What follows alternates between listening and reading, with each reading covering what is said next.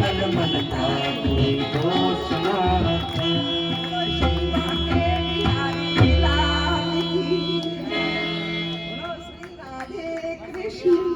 जय हो। बहुत बढ़िया, बहुत सुंदर। निर्मल मन जन सो मोहि पावा, मोहि कपट छल छिद्र न भावा। भगवान यही भाव प्रस्तुत करते हैं। आगे मैत्रेय मुनि ने श्री विदुर जी को श्रवण कराया है कि मैंने आपको मनु महाराज की 3 बेटियों के बारे में बताया। अब जो 2 बेटा है, प्रियव्रत और उत्तानपाद, उसमें सबसे पहले आप श्रवण करो उत्तानपाद की परंपरा। उत्तानपाद का विवाह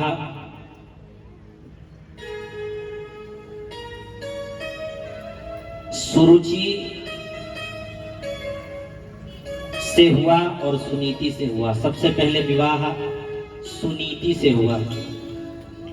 सुनीति को जब संतान नहीं हुई तो संतान की इच्छा से उन्होंने सुरुचि से विवाह कर लिया। सुरुचि ने विचार किया, बुढ़ा ही तो है, कुछ समय में ढनक जाएगा, इसको बच्चा ही चाहिए ना, बाकी तो इसकी सारी संपत्ति तो मेरी होगी। अब इसने सुरुचि से विवाह कर लिया।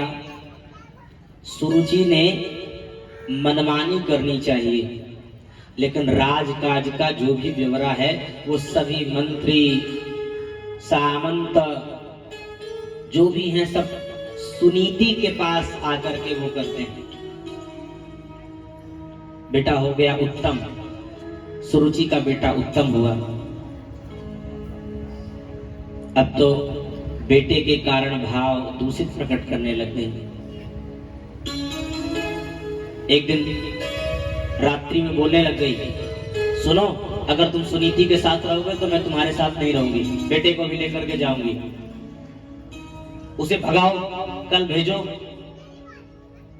ये बात सुनीति मैया एक किनारे सुन रही थी।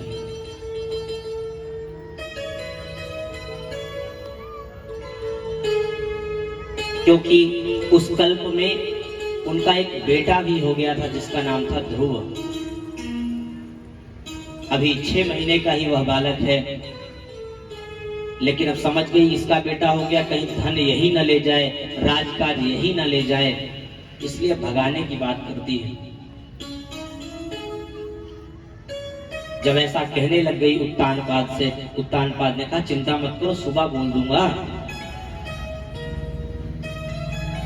भगवती सुनीति ने जैसे वचन सुने तुरंत एक पोटली तैयार की, बेटे को साथ में लिया और राजा को प्रणाम करके बोली, भगवान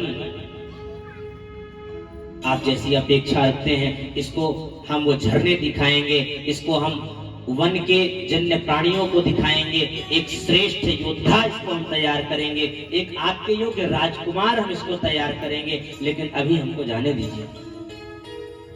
इसको वह शिक्षा प्राप्त होगी जो राजा में होती है, वह योग्यता इसको हम देंगे। माता वात्सल्य की प्रतिमूर्ति है। राजा कुछ नहीं बोले, क्योंकि अब आसक्ति उनकी विशेष रूप से सुरुचि में हो गई है। हम सब भी ऐसा ही करते हैं, हमारी मति जैसा कहती है हम वैसा ही करते हैं। शास्त्र क्या कहता है उसको साइड में कर देते हैं, लेकिन हमको क्या अच्छा लगता है उस पर हम विचार करते हैं। कालांतर में वह बालक थोड़ा बड़ा हो रहा है, भील के बालकों के साथ वह खेलता है, लेकिन खेल जो राजा वाला खेल होता है तो उसमें राजा वो बनता है, चोर सिपाही का खेल होता है तो वो सिपाही बनता है। भीलों ने एक कह दिया, देखो तुम्हारी हमारी नहीं बन सकती, तुम राजा बनना चाहते हो, तुम सिपाही बनना चाहते हो, तुम्हारे वर्ण का पता नहीं, तुम्हारे धर्म का पता नहीं, तुम्हारे कुलगोत्र का पता नहीं, तुम कौन हो, हमारे साथ कैसे खेल सकते हो? तुम जाओ अपने पिता की जानकारी करो। माँ के पास पहुंचे, बोल पड़े, मैया मेरे पिता कौन है?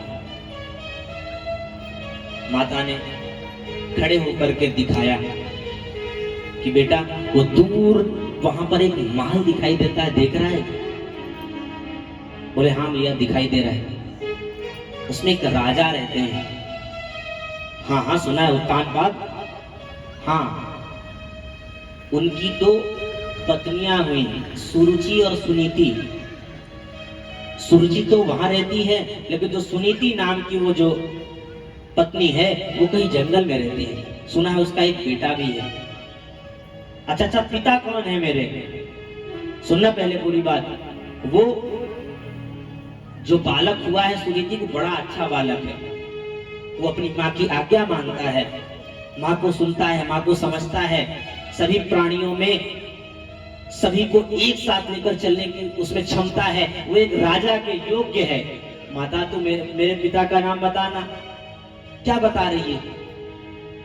बोले बेटा वो जो सुनीति है ना, वो कोई और नहीं, तेरी माँ, ये वही सुनीति है। और जो तू बोल रहा है ना, तू ही ध्रुव है। अच्छा भैया, मेरे वो पिता हैं,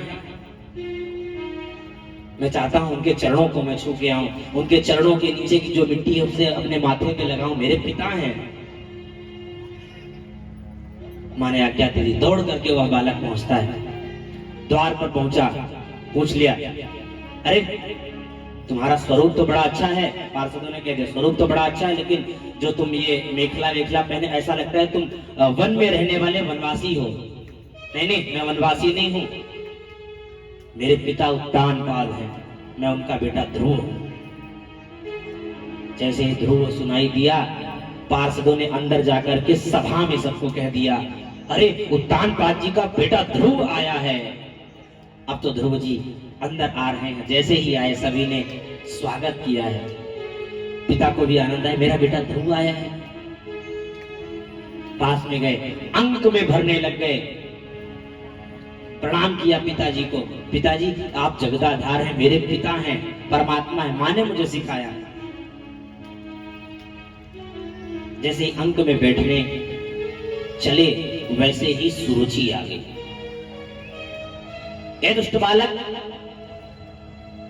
तूने कैसे सोच लिया कि तू उत्तानपाद राजा के अंक में बैठेगा? राजा के अंक में बैठने की तेरी क्षमता नहीं है, नीचे उतर। दुखी हो गए। अरे तू सुनीति का बेटा है ना? सुनीति जी को अपशब्द कहने लगे। बोले सुन, इस जीवन में तुझे राजा के सिंहासन पर, राजा के जंघे पर बैठने का सुअवसर नहीं मिलेगा। अगर तुझे बनना है तो यम की आराधना कर, पहले तू मर जा, और मर करके तू भगवान से निवेदन करना कि भगवान अगले बार मुझे सुरुचि मैया के गोद में दे, सुरुचि मैया के गर्भ से जन्म दे। तो सुरुचि के गर्भ से अगर तेरा जन्म होगा तब तुझे सुअवसर मिलेगा, अभी तेरा सुअवसर नहीं है। अब रोते रोते ध्रुव जी महाराज अपनी मैया के पास आए, पूरी घटना बताई। मैया ने कहा ठीक कहा बच्चे, तेरी सौतेली माँ ने वो बात बता दी जो मैं नहीं बता सकी। तो क्या मतलब, आप उसी की बातों का समर्थन कर रहे हैं? बोले हाँ, मैं तेरे पिता के बारे में बताने में हिचकिचा रही थी, लेकिन तेरी सौतेली माँ ने तो तुझे परम पिता का पता बता दिया, परम पिता का तुझे नाम बता दिए, तुम परम पिता का ध्यान कर। भैया वो परम पिता कहाँ मिलेगा, कौन है वो परम पिता? तो कहा हरि व्यापक सर्वत्र समाना, हरि व्यापक सर्वत्र समाना, प्रेम प्रगट मोहि में जाना, प्रेम प्रगट मोहि में जाना।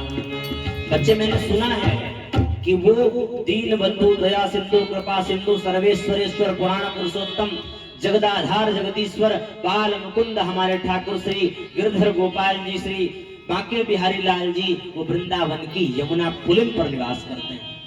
तो वहां जाकर के भगवान को प्राप्त ध्रुव जी महाराज ने बिना किसी चिंता के, बिना किसी भय के चल पड़े, जंगलों में पहुंचे। नारद जी महाराज मिल गए। नारद जी महाराज ने डराना शुरू किया। पहले देखें ये बालक पक्का है कि नहीं, भगवान को प्राप्त करने जा रहा है। कच्चा होगा तो ये भगवान को कहां प्राप्त करेगा। उसने कहा, बच्चे तू अपनी सौतेली माँ के कहे हुए दुर्वचनों के कारण तू भगवान को प्राप्त करने चल दिया। अरे ये जंगल है, हजारों शेर और बहुत सारे जानवर रहते, खा जाएंगे तुझे। और सुन, भगवान को प्राप्त करने के लिए कितने साधु संत सालों सालों से, हजारों सालों से साधना कर रहे हैं, भगवान की एक झलक तक प्राप्त नहीं हुई। तुझे क्या लगता है ऐसे ही भगवान मिल जाएंगे? उन्होंने कहा, देखो प्रभु, अब मैं भगवान को प्राप्त करने के लिए निकल चुका हूं। उस शेर में भी भगवान है, उन जानवरों में भी भगवान है। भगवान को मारना होगा तो मार देंगे, वो भी भगवान की प्राप्ति है। और सुनिए, अब चाहे मरूं चाहे जीऊं, मैं भगवान को प्राप्त करके ही जाऊंगा। नारद जी समझ गए चेला पक्का है। तुरंत द्वादशाक्षर मंत्र कान में फूंक दिया कि लो, इसी का जप करना, भगवान की प्राप्ति हो जाएगी। ध्यान रहे, मंत्र को कभी चिल्लाना नहीं चाहिए। मंत्र केवल और केवल आपके कान में गुरु देता है, चिल्ला करके नहीं देता। वह मंत्र मननात् त्रायते इति मंत्रः। मंत्र में एटम बम से अधिक ज्यादा शक्ति होती है, आप ये समझ लीजिए। विस्फोट कर देगा, आपके शरीर में कैंसर पैदा कर देगा, टीबी पैदा कर देगा। ये रोग कोई बाहर से आने वाले नहीं है। मंत्रों के साथ जो छेड़खानी हम आप करते हैं, यही प्रभाव हमारे अंदर हो जाता है। देखिए, विमान आदि बनाने की योजना हमारे शास्त्र में है कि नहीं है? तो हमारा सब कुछ शास्त्र में विद्यमान है। इसलिए मंत्र के साथ खिलवाड़ ना करें। माताओं से निवेदन करूंगा, गायत्री मंत्र का जप ना करें। उस मंत्र में सूर्य की शक्ति विद्यमान है, वह तेज है। माताओं में भी शक्ति, वह सूर्य तेज है। और तेज का वो ध्यान करने लग जाएंगी। दो पत्थर जब आपस में टकराते हैं, चिंगारी हो जाती है, विस्फोट हो जाता है। इसलिए ध्यान रहे, मंत्र के साथ खिलवाड़ न करें। कल्याण सबका सुनिश्चित है, सबके लिए अलग अलग विधियां बनाई गई हैं, लेकिन उसका फल सबको एक ही मिलेगा।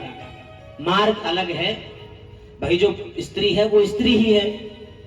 स्त्री पुरुष बनना भी चाहे फिर भी पुरुष नहीं हो सकती। पुरुष चाहे कि मैं स्त्री बन जाऊं तभी वो स्त्री नहीं बन सकता, क्योंकि उसमें वो गुण धर्म है, वो भगवान की कृपा से वह प्राप्त है। तो अब नारद जी महाराज ने मंत्रोपदेश दिया। चल पड़े ध्रुव जी महाराज। चलते चलते मधुवन की ओर गए और मधुवन में जा करके सबसे पहले स्नान किया है। स्नान करके जल का आचमन किया, शुद्धि की, और शुद्धि करने के बाद संकल्प लिया, त्रिरात्रांते कपित्थ बद्रासनः। एक बार ध्यान में बैठ जाते हैं, 3 दिन में एक बार फलाहार लेते हैं, वो भी कपित्थ का। अगला महीना जब बढ़ा तो उन्होंने बढ़ा दिया, नियम कठोर कर दिया। द्वितीयं च तथा मासम षष्ठेर्भको दिने। दूसरा महीना लगा तो 6 दिन में एक बार कुछ ले लेते हैं, उसके बाद फिर तपस्या करने लग जाते हैं। तीसरा महीने लगा तो नवमे हनी। 9 दिन में एक बार अभक्ष का मतलब केवल जल लेकर के, यमुना जी का जल पी करके वह साधना में तल्लीन है। अब क्या था, चौथा महीना जैसे ही लगा, चतुर्थमपि वैमासम द्वादशे हनी। अब 12 दिन में केवल एक बार यौगिक वायु का आहार लेते हैं, यह एक यौगिक क्रिया है। अब चौथा महीने लगा तो देवता लोग कंपित होने लग गए कि ये कौन सा तेज है जिसने हमारे श्वास प्रश्वास को रोक लिया। तुरंत पहुंचे भगवान के पास। भगवान ये कौन है? उन्होंने कहा मेरा भक्त ध्रुव है, उत्तानपाद का पुत्र है। मेरी प्राप्ति करने के लिए वो इस जंगल में आया और तपस्या कर रहा है। चिंता मत करो, अभी हम इसको दर्शन देते हैं और तुम्हारे श्वास आदि को रोकते हैं। मानो आज भगवान दौड़ पड़े हैं गरुड़ पर आरूढ़ होकर के। ऐसा लगता है कि आज वो भक्त भगवान का दर्शन नहीं करेगा, अपितु भगवान अपने भक्त का दर्शन करने जा रहे हैं। मधुर वनम धृत दृक्षया गतः, भगवान दौड़ पड़े। अब अंदर उनके भगवान विद्यमान है, भगवान का ध्यान कर रहे हैं। भगवान को लगा अंदर ये ध्यान कर रहा है, मैं बाहर खड़ा हो गया, अब ये तो मुझे देखेगा नहीं। तो भगवान ने अंदर जो वो स्वरूप था उसको हटा दिया। ध्रुव जी महाराज तड़पने लग गए। जैसे ही आंख खुली तो सामने भगवान का दर्शन। क्या बात है, भगवान का दर्शन करते ही आनंद आ गया। लेकिन सबसे बड़ी समस्या ये कि माता जी ने, गुरु जी ने ये तो बताया कि भगवान की प्राप्ति कैसे होगी, लेकिन भगवान यदि मिल जाए तो क्या उनकी पूजा कैसे की जाए, क्या मंत्र बोला जाए। मंत्र तो कुछ आता नहीं। तो भगवान ने शंख उनके कपोलों पर लगा दिया और सभी वेद वेदांत उनको कंठस्थ हो गए। आइए मंगलमय भजन हम सब लोग श्रवण करते हैं। नन्हा सा फूल हूँ मैं, चरणों की धूल हूँ मैं। नन्हा सा फूल हूँ मैं, चरणों की धूल हूँ मैं।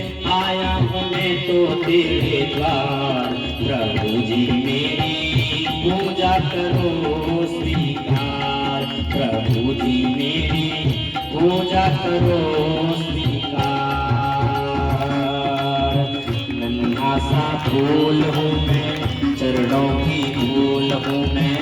नन्हा सा फूल हूँ मैं, चरणों की धूल हूँ मैं। आया हूँ मैं तो तेरे द्वार, प्रभु जी मेरी पूजा करो स्वीकार। प्रभु जी मेरी पूजा करो स्वीकार। सुन लो हमारी अर्जी, मुझको कुछ ज्ञान दो। सुन लो हमारी अर्जी, मुझको कुछ ज्ञान दो। जीवन को जीना सीखूं ऐसा वरदान दो। जीवन को जीना सीखूं ऐसा वरदान दो। सूरज से शान पाऊं, चंदा सा मान पाऊं। सूरज से शान पाऊं, चंदा सा मान पाऊं। इतना सा दे दो उपहार, प्रभु जी मेरी पूजा करो स्वीकार। प्रभु जी मेरी पूजा करो स्वीकार। नन्हा सा फूल हूँ मैं, चरणों की धूल हूँ मैं। नन्हा सा फूल हूँ मैं, चरणों की धूल हूँ मैं।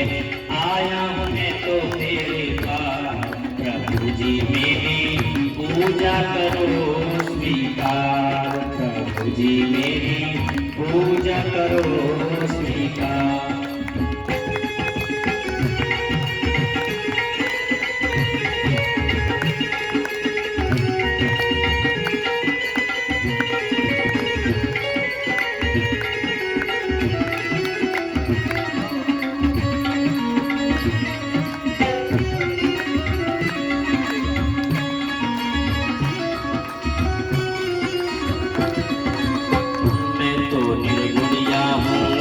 कितनी सी बात है, मैं तो निर्गुणिया हूँ, बस कितनी सी बात है। मेरे जीवन की डोरी अब तेरे हाथ है। मेरे जीवन की डोरी अब तेरे हाथ है। थोड़ा सा गुण मिल जाए, थोड़ा सा गुण मिल जाए, निर्धन को धन मिल जाए। थोड़ा सा निर्धन को धन मिल जाए। मानो तुम्हारा उपकार, प्रभु जी मेरी पूजा करो स्वीकार। प्रभु जी मेरी पूजा करो स्वीकार। नन्हा सा फूल हूँ मैं, चरणों की धूल हूँ मैं। नन्हा सा फूल हूँ मैं, चरणों की धूल हूँ मैं। आया हूँ मैं तो तेरे द्वार, प्रभु जी मेरी पूजा करो स्वीकार। जी मेरी पूजा करो स्वीकार। सीताराम राम राम राधे श्याम श्याम श्याम सीताराम राम राम राधे श्याम श्याम श्याम सीताराम राम राम राधे श्याम श्याम श्याम सीताराम राम राम सीताराम राम राम राधे श्याम श्याम श्याम सीताराम राम राम राधे श्याम श्याम श्याम सीताराम राम राम राधे श्याम श्याम श्याम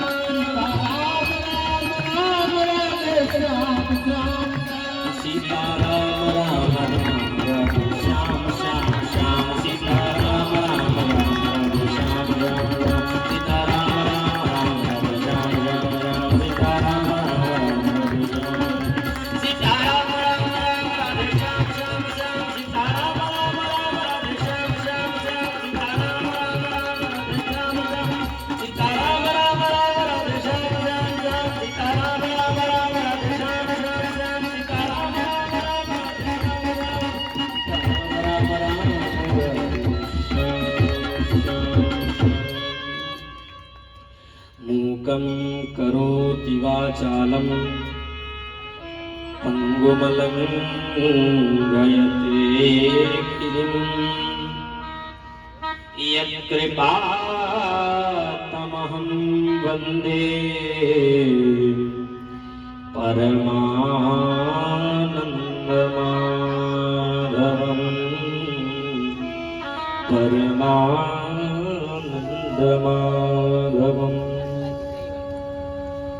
भगवान ने आशीर्वाद दिया कि बेटा जाओ 36,000 वर्ष तक तुम जाकर के राज्य सत्ता को स्वीकार करो। भगवान जब किसी को गद्दी देते हैं तो 2, 4, 5 साल के लिए नहीं देते। जितना जीवन है उस पूरे जीवन भर आप गद्दी का उपयोग करो। तो कालांतर में इनका जो सौतेला भाई है उत्तम, उसको यक्षों ने मार दिया। उसी को देखते देखते उसकी माँ सुरुचि गई और अग्नि में अपने को त्याग कर दिया, उसकी भी मृत्यु हो गई। यक्षों को मारने के लिए पहुंच गए ध्रुव जी महाराज। उधर से ब्रह्मा जी आदि प्रकट हो गए, शांत किया। कालांतर में मृत्यु के सिर पर पैर रख करके श्री ध्रुव जी महाराज अपने लोक को गए हैं और आज ध्रुव तारा के रूप में विद्यमान। तो इनके जीवन में भगवान के नाम का बड़ा महत्व रहा। ध्रुव सगलानी जप्यो हरि नाम, ध्रुव सगलानी जप्यो हरि नाम, पायो अचल अनुपम ठाम, पायो अचल अनुपम ठाम। ध्रुव सगलानी जप्यो हरि नाम, ध्रुव सगलानी जप्यो हरि नाम, पायो अचल अनुपम ठाम, पायो अचल अनुपम ठाम। इधर ध्रुव जी महाराज जब चले तो ध्रुव जी महाराज दुखी हो गए कि मैं तो अकेला अकेला चला आया। जिस माँ की कृपा से हमने भगवान की प्राप्ति की उस माँ को तो हम छोड़ के चले आए।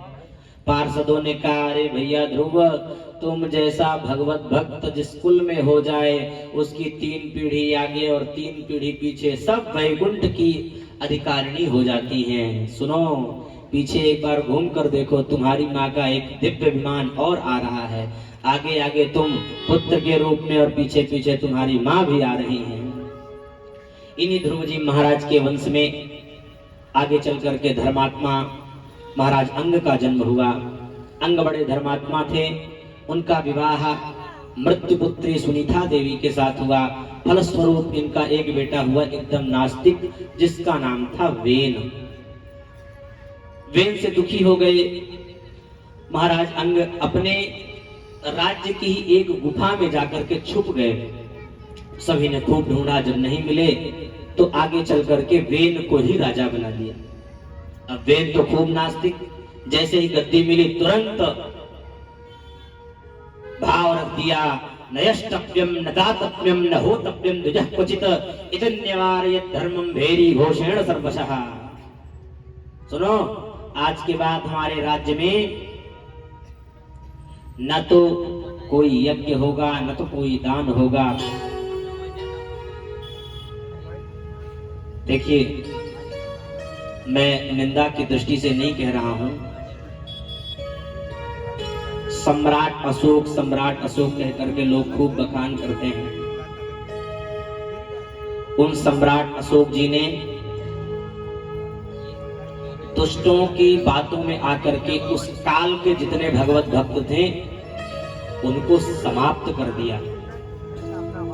जो वेद आदि के योग्य जो वक्ता थे उनको कोल्हू होती है ना, कोल्हू में शरीर सहित फेर दिया। भगवान शिव भगवान आदि की मूर्ति को तोड़ दिया, समाप्त कर दिया। क्रिश्चियन जिसको कहते हैं, उनके काल में 15वीं आदि शताब्दी में उन सब ने हमारी माताओं बहनों के साथ दुर्व्यवहार किया। जो उस काल में मूर्ति आदि होती थी, पोप आदि ने समाप्त कर दिया व्यक्तियों को। लेकिन धन्य है हमारे यहाँ के वेद निष्ठाता, जिन्होंने जंगलों में जा करके छिप करके स्मरण करके कालांतर में उसका लेखन किया। हम लोग, मैं ये नहीं कहता हूं कि किसी के मत पंथ संप्रदाय के आप सहयोगी न बने, किसी का कोई त्योहार हो, ठीक है, अगर आपकी इच्छा है तो आप जाएं। क्या ये सेंटा की भूमि है क्या? हमारी ये भूमि संतों की भूमि है जी। अजर अमर गुण वाले परमात्मा की यह भूमि है। कोई भी आ जाए, कैसा भी आ जाए, हम लोग स्वीकार कर लेते हैं, सेंटा बन जाते हैं पता नहीं क्या क्या पहन करके। क्या वो लोग कभी राम आदि के पूजन में आपके आते हैं? क्या कृष्ण की छवि लगाती हम लोग तो डालते happy Christmas day, happy Ramnavami, क्या वो डालते हैं क्या? हम लोगों को बहुत विचार करके अपनी परंपराओं का ध्यान रखते हुए अपने विचारों के, अपने शास्त्रों के विपरीत नहीं करना चाहिए। यहाँ पर वेद ने भी शासन कर दिया कि अब यज्ञ दान आदि कुछ नहीं होंगे। अगर कुछ आप लोग करना चाहते हो तो मेरे नाम का यज्ञ करो, मेरे नाम का हवन करो, वेनाय नमः, वेनाय स्वाहा, इसी के नाम का हवन शुरू हो गए। संतों ने कहा नहीं, ऐसा नहीं है, यज्ञ अनुष्ठान केवल और केवल भगवान का होता है। तो क्या दुष्टों जैसी बात करते हो? भगवान को कभी देखा है क्या? भगवान को नहीं देखा। राजा के रोम रोम में भगवान निवास करते हैं। वो राजा में तुमको भगवान नहीं नजर आता, वो राजा तुमको भगवान नहीं दिख रहा है। भगवान मानने चल दिए। खूब समझाया कि देखो ये अनुभूति की बात है। इसी प्रसंग से जुड़ा हुआ एक व्यक्ति एक संत को प्रेशर करने लग गया कि सुनो, आप लोग खूब भगवान भगवान कहते हो, भगवान हो तो दिखाओ। उन्होंने समझाया देखो भाई, भगवान दिखाने की चीज नहीं है, कोई साधारण वस्तु थोड़ी नहीं है। एक नौकरी पाने के लिए व्यक्ति कितनी पढ़ाई करता है और पढ़ाई पूरी होने के बाद भी नौकरी मिल जाएगी, ये कौन कह सकता है? बहुत पढ़े लिखे आईएएस ऑफिसर नहीं बन पाए। तो संत को खूब वो कहने लगे भगवान हो दिखाओ, नहीं तो नहीं, तुम भी नास्तिक हो। उन्होंने कहा नहीं, भगवान अनुभव की वस्तु, अनुभव करने योग्य है। नहीं माना। अंत में उस संत ने उस व्यक्ति के जोर से एक थप्पड़ उसके गाल पर मारा। नाराज हो गया, बाबा मुझे मार रहे हो? बोले बेटा मार दिया तो क्या हो गया? बोले दर्द कर रहा है। कहाँ दर्द कर रहा है? बोले ये यहाँ कर रहा है। बोले यहाँ तो मुझे दर्द दिखाई नहीं देता। बोले यहाँ देखो। बोले नहीं, यहाँ भी नहीं दिखाई देता। अंत में उसने कहा दर्द कोई दिखाने की वस्तु है? तो बोले इतनी देर से मैं भी तो समझा रहा हूँ कि भगवान कोई दिखाने की वस्तु है क्या? भगवान तो अनुभव करने योग्य हैं, स्मरण करने योग्य हैं। जिसे मिलते हैं वो फिर किसी और से नहीं मिलता है, वो परमात्मा है। इसने खूब उपद्रव किया, अंत में संतों ने हुंकार कर दिया और उसी हुंकार से उसका उस वेन का शरीर छूट गया। उसके शरीर का मंथन किया तो मंथन करने से सबसे पहले निषाद की उत्पत्ति हुई। निषाद को बैठने के लिए कह दिया और शरीर का मंथन किया तो अब की भगवान पृथु रूप में अवतरित हुए हैं। उस बालक के चरण कमलों के तलवे में शंख चक्र आदि देख करके प्रसन्न हो गए सब संत महात्मा। अरे हमारी रक्षा करने के लिए तो साक्षात भगवान ने अवतार ले लिया। बोले पृथु जी महाराज की जय। पृथु जी महाराज का पूजन किया, गद्दी पर बैठाया। सभी वंदी जनों ने खूब स्तुति गाई। पृथु जी महाराज ने कहा राजा को झूठी प्रशंसा नहीं सुननी चाहिए, कोई समस्या हो वो बताओ। उन्होंने कहा हाँ एक समस्या है, हम पृथ्वी को बहुत सारे अन्न देते हैं, बदले में लाखों की संख्या में बढ़ोतरी करके वो अन्न नहीं देती। अब क्या था? पृथु जी महाराज ने आवाज लगाई, जब नहीं सुना तो पृथु जी महाराज ने कहा वसुधे त्वाम वधिष्यामि मच्छासन परांगमुखीम। पृथ्वी में तेरा वध कर दूंगी। पृथ्वी गौ के रूप में प्रकट हो गई। बोले आप जैसे सत्कर्म जब व्यक्ति होते हैं, सत्कर्म करने वाले, तो मैं अपने सारे रत्नों को प्रकट कर देती हूँ, लेकिन कोई दुष्ट व्यक्ति जब आकर के गद्दी पर बैठ जाता है तो हम अपने सभी रत्नों को अपने उदर में छुपा लेते हैं। अब मैं आ गई हूं तो आप मेरा दोहन कर दो। तो इस प्रकार सुंदर नगर ग्रामों की स्थापना श्री पृथु जी महाराज ने की है।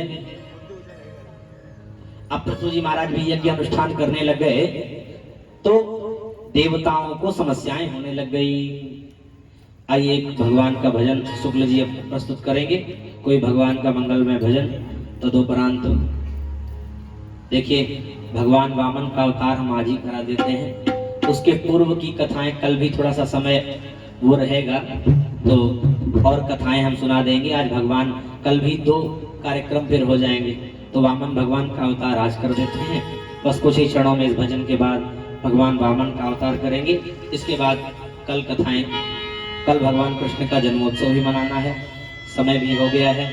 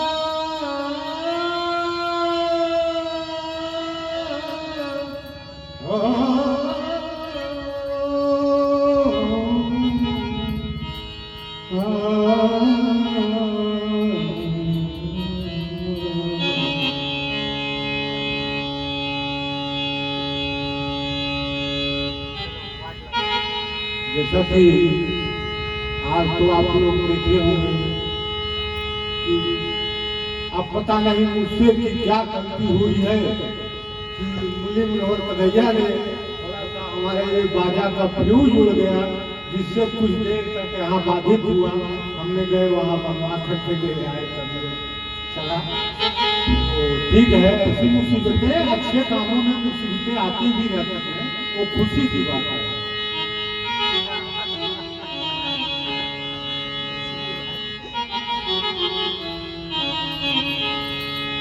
कि जय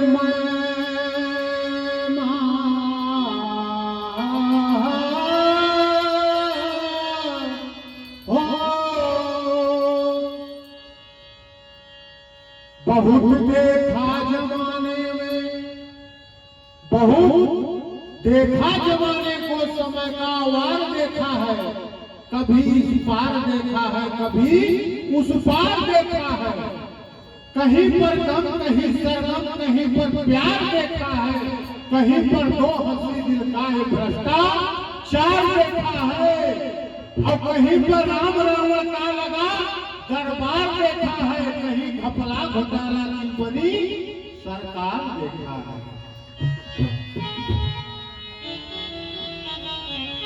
इसलिए कहना है कि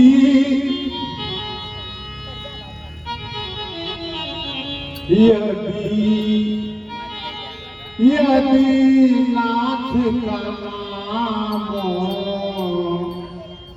दयानिधि है तो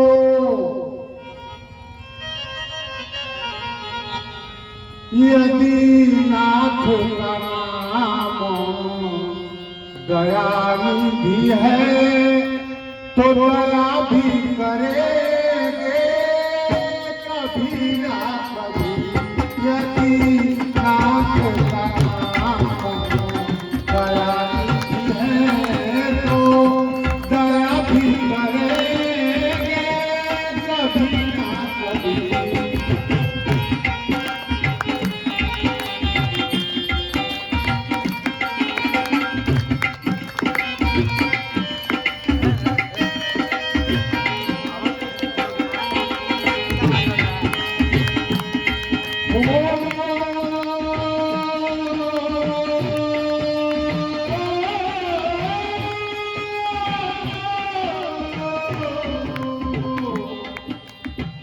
दया भी करेंगे कभी ना कभी, हाँ दया भी करेंगे कभी ना कभी। यदि नाथ का नाम दयानिधि है तो दया भी करेंगे कभी ना कभी।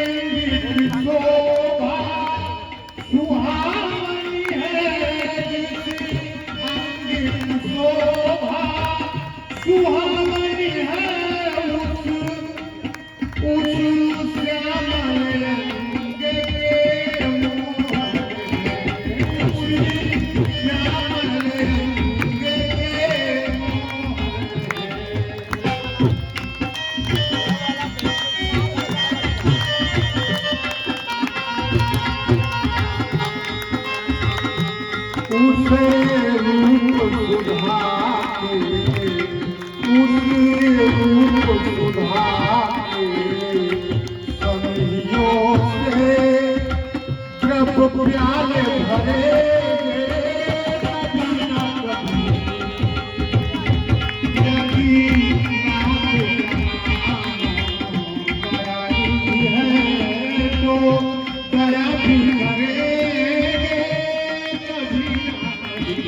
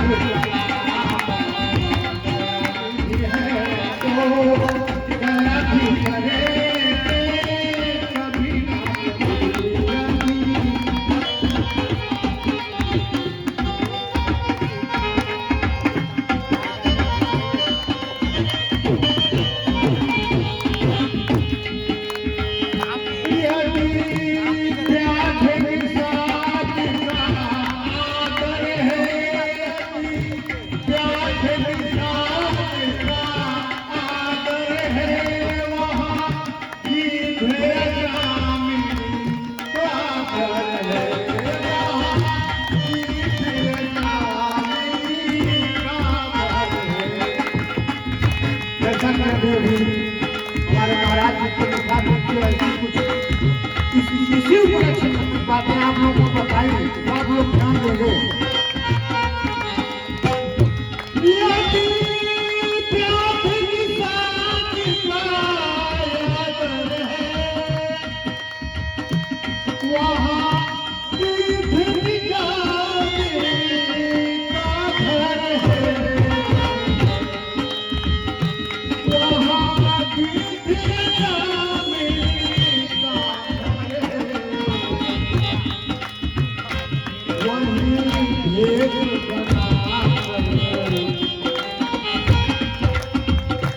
वही भेद बनाकर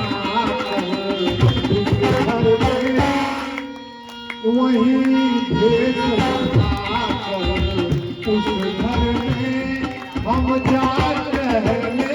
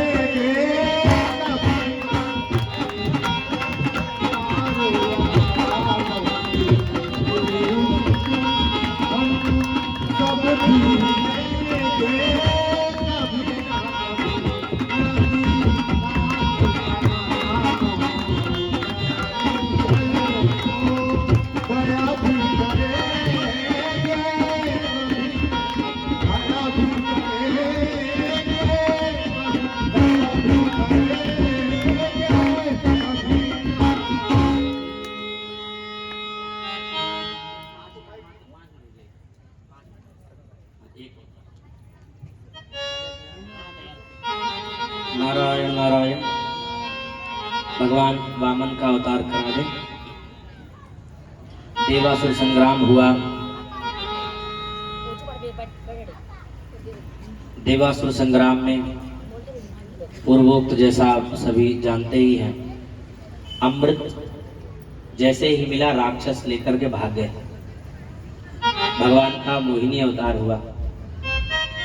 भगवान ने कहा मैं सबको अमृत पिलाऊंगी, और देवताओं को मोहिनी अवतार रूपी भगवान ने देवताओं को पिला दिया। उसमें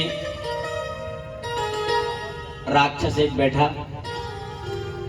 उसने अमृत पी लिया। सूर्य और चंद्रमा ने बताया तो भगवान ने चक्र छोड़ दिया और उसका कट गया। वही राहु और केतु हुए।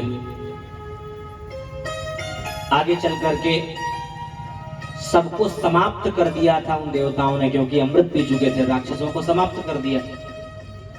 लेकिन श्री शुक्राचार्य जी ने संजीवनी बूटी के द्वारा सभी को पुनर्जीवित कर दिया।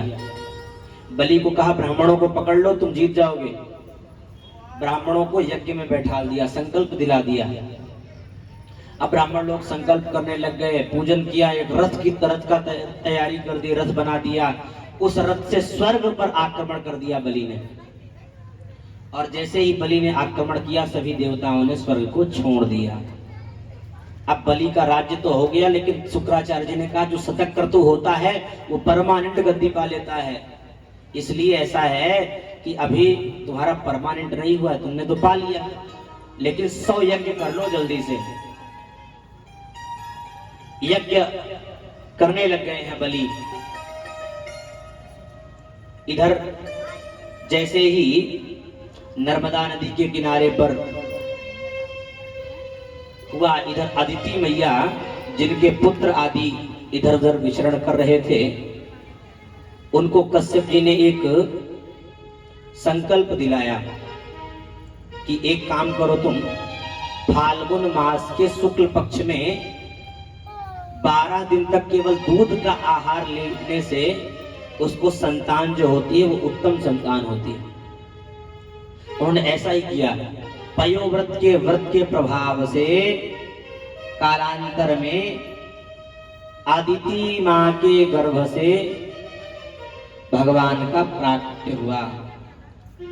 कालांतर में भाद्रपद शुक्ल द्वादशी के दिन अभिजित मुहूर्त में मध्याह्न 12 बजे अदिति के गर्भ से भगवान वामन का प्रादुर्भाव हुआ।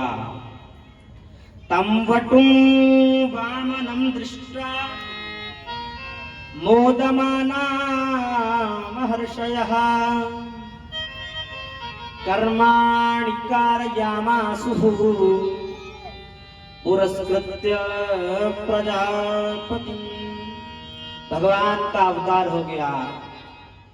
वह बालक 52 अंगुल के बटुक की तरह उसका प्रादुर्भाव हुआ, इसलिए उनका नाम हो गया वामन। बोले वामन भगवान की जय। देवताओं में आनंद आ गया। उनके आनंद का पारावार नहीं। ब्राह्मण प्रसन्न हो गए। ऋषि कुल में भगवान का प्राकट्य हुआ। सभी ने मिलकर के वामन भगवान को सुंदर यज्ञोपवीत उनका संस्कार किया है।